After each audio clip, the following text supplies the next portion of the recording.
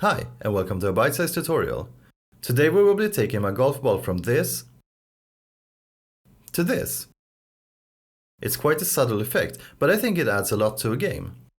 Start off by choosing the object you want to add a trail to. Click the Add Component button in the inspector and add a trail renderer. If you run this now, you might see that it's looking weird. So, let's start by adding a material to it. There's one called Default Line that'll do just fine for now. Already this is looking much better. Now, we don't want the tail to be this long, so let's set the time to 0.3. And, while we're at it, let's set the width of the trail as well. I want to start at 0.45, which I think is an alright value for my case.